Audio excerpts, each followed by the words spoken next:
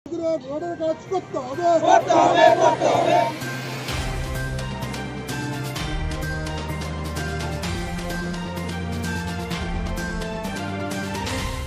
জাতীয় সড়ক মেরামতের দাবিতে ফুলবাড়িতে পথ অবরোধ করল তৃণমূল।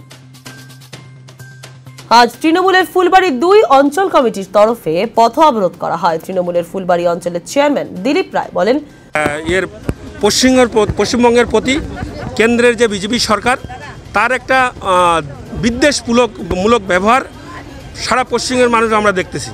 আজকে পশ্চিমবঙ্গের মানুষ সুখ শান্তিতে যেন না থাকতে পারে তার একটা পরিকল্পনা সারা শুধু আমাদের ফুলবাড়িতে নয়, সারা পশ্চিমবঙ্গের মধ্যে কোনো 4 লেনের কাজ ভালোভাবে হচ্ছে না। ইসলামপুরে দেখেন কেচাল ঝগড়া হচ্ছে, ময়নাগুড়ি ধূপগুড়ির সাইডে কাজ আটকে আছে, জলপাইগুড়িতে দেখেন মোহিতনগরে কাজ আটকে আছে, ফুলবাড়িতে জটিয়াগালির থেকে ফুলবাড়ি বাজার পর্যন্ত তথা মহানন্দা ব্যারেজ থেকে শুরু করে চেকপোস্ট পর্যন্ত এই যে 4-5 কিলোমিটার রাস্তা সারা পশ্চিমবঙ্গের মানুষকে কেন্দ্র সরকার অসুবিধার মধ্যে ফেলে দিতে চাইছে, যেন পশ্চিমবঙ্গের মানুষ বিরক্ত হয়ে যায়। আর ঠিক আমরা সেই জায়গায় পৌঁছে গেছি যে আমরা বিরক্তের মধ্যে দিন যাপন করছি, যেখানে কেন্দ্র সরকার প্রকল্প সেগুলো পশ্চিমবঙ্গের সাথে বিমাতৃসুলভ ব্যবহার হচ্ছে।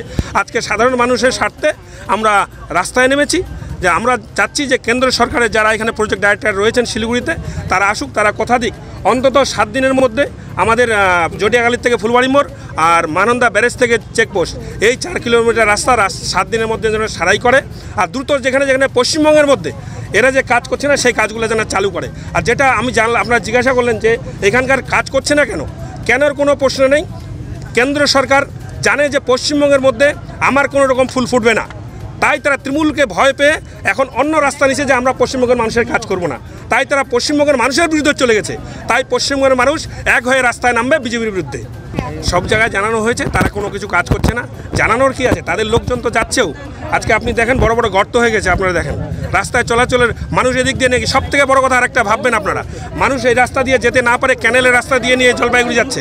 সারা ক্যানেলটাকে 2 দিনের মধ্যে নষ্ট করে দেবে। ক্যানেলের তো ক্যাপাসিটি তাই নাই যে 40 টন 50 টন গাড়ি নিয়ে তারা ক্যানেল দিয়ে যাবে, কিন্তু মানুষ বাধ্য হয়ে ক্যানেল দিয়ে যাচ্ছে। যখন তারা এই রাস্তাটা খুলে যাবে তখন কিন্তু ক্যানেল ততদিনে ভেঙে যাবে, তখন কিন্তু তারা ক্যানেলটা আর সারাই করবে না।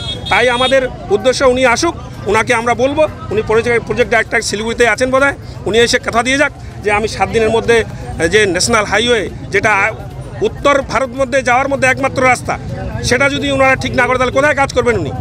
ওনাদের তো দেখার উচিত আছে যে কোন জায়গাটা খারাপ হলো কোন জায়গাটা ভালো, কোনোটাই ওনারা করতে চাচ্ছে না। আবার বৃহত্তর আন্দোলনে যাব, এরপরে তাদের শিলিগুড়িতে যে অফিস আছে সেটা ঘেরাও করবো, প্রয়োজন বলে রাস্তাঘাট আমাদের লাগাতার বন্ধ থাকবে। এরপরে যদি তবু না করে তাহলে রেল অবরোধ করবো, কেন্দ্র সরকার যত প্রজেক্ট আছে সবগুলোতে অবরোধ করবো।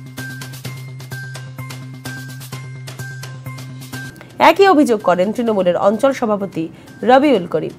তিনি বলেন, জটিয়াগালি থেকে ফুলবাড়ি অবধি এই যে জাতীয় সড়কের কাজ চলছে কেন্দ্রীয় সরকারের অধীন, মানুষ এখানে যাতায়াত করতে পারছে না, গাড়ি ঘোড়া কিছু যাতায়াত করতে পারছে না। দীর্ঘদিন ধরে বলার পরেও কোনো কাজ হচ্ছে না।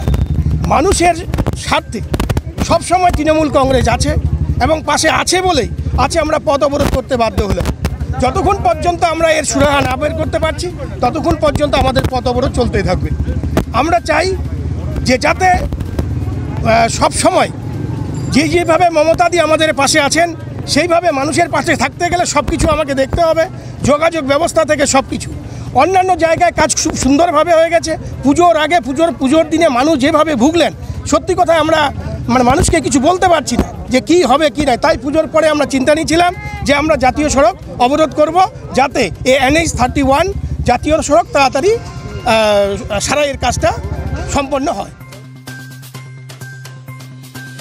এদিন 1 ঘন্টা অবরোধ করার পর নিচে থেকে অবরোধ তুলে নেন তারা।